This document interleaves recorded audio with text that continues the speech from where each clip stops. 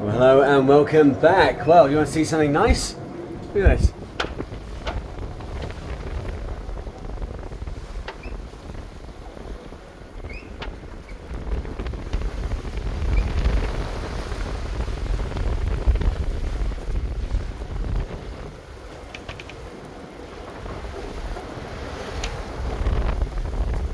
It's alright, isn't it? Well, that is sunrise on the 21st, and I set off from Maine. I set off from the dock on the 5th, but it was actually the 6th, a day later, before we bent the mainsail on and got going as we left America. So that was what, 15 days ago. And if we have a look at the nav in a second, just up here to the north is the Lizard, which is by Falmouth in the UK, and we've just crossed the longitude of the Lizard, which means that we have crossed the Atlantic. So 33rd Transat done. Everybody's okay. I've asked the entire crew. Everyone's having a great time. Bit of a long night last night with squalls, these heavy rollers coming in from Bay of Biscay, and the rollers coming up against the breeze, and the breeze literally boxed the compass through the night.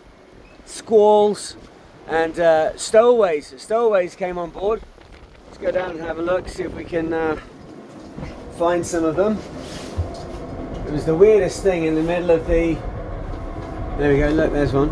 See that?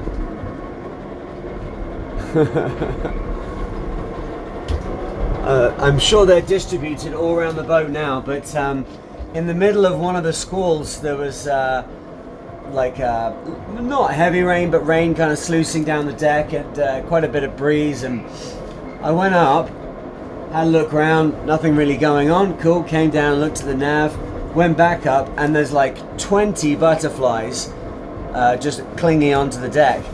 And I immediately recognized them there. There, you can see now, look at that guy. Oh, what a professional. He knows when to get quiet for a second so you can see him. Those, if I don't miss my guess, oh, there's 3 of them. There you go. Red Admiral butterflies. I remember them from my youth. I lived down in Devon in the UK a lot when I was young. My parents moved around quite a bit, and we'd go north, we'd go south, and down in the south it's got a microclimate down here, because the Gulf Stream comes up from the Caribbean across the Atlantic and then deposits lots of nice warm water, lots of nice warm air against the bottom corner, the pig's trotter of the UK, right? We said the UK is a witch riding a pig chasing a koala bear, and I lived down there on that, like the pig's leg, and it's very warm. There'd be a buddleia trees that would bloom all year round. Well, they would live all year round, where in Nova Scotia they're seasonal, but when the summer, when they bloomed, those Red Admiral butterflies would be all over them. So as soon as I realized what was going on, I just ran up and down the deck like a crazy thing, grabbing the butterflies and throwing them in through the hatch. So there's about 20 of them in here somewhere, so quite a nice thing to have happen. Let's have a look at the nav as always. So yeah, we can see where we are now. Here's the Lizard, this little bit here that's sticking down from Cornwall.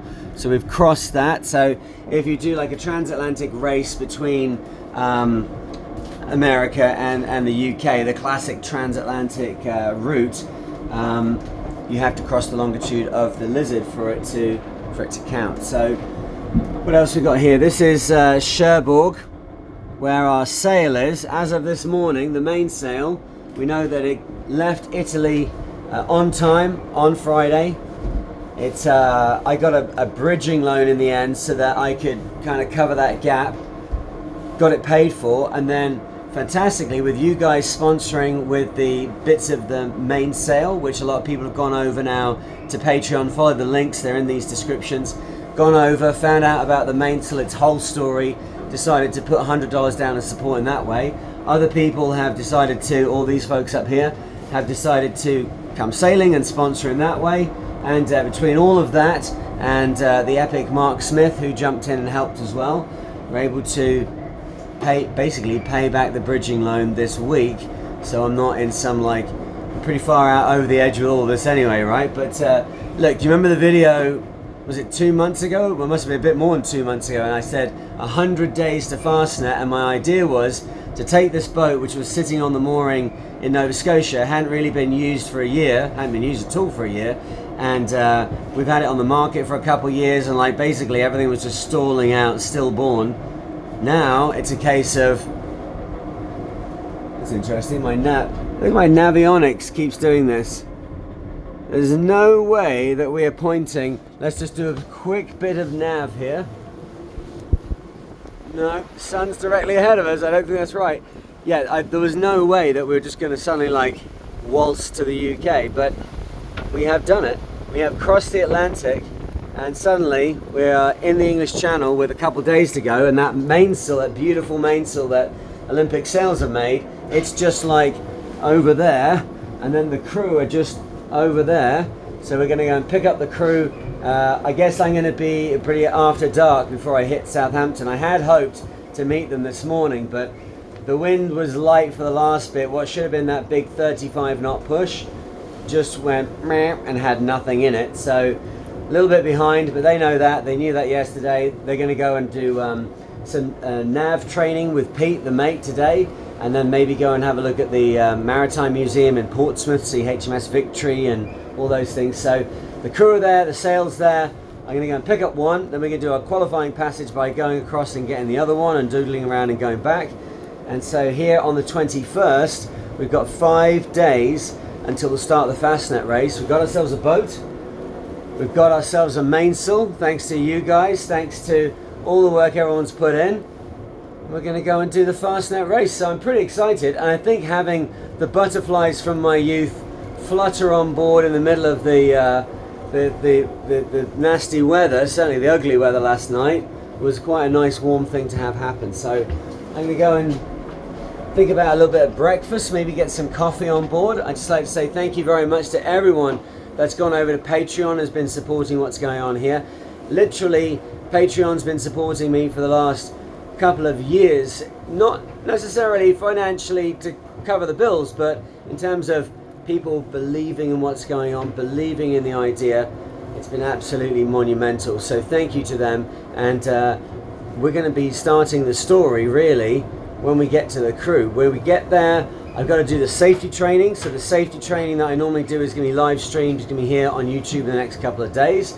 Then we're going to go to France. You're going to see us go and get that mainsail, get the old one off and put it. How's it doing actually? Let's have a quick look before we finish up. Oh yeah, it's okay. We'll probably go back to America, this guy. Wow. That's what we call a fenestrated main. It's got about a day to live and we've got about a day to go. So look, everything's going good here. Thank you very much for your support. Thank you very much for watching the videos. Please like, share and subscribe. It makes a massive difference to all this, or difference, as we do the distance. And I'll get back to you in the next one. Cheers.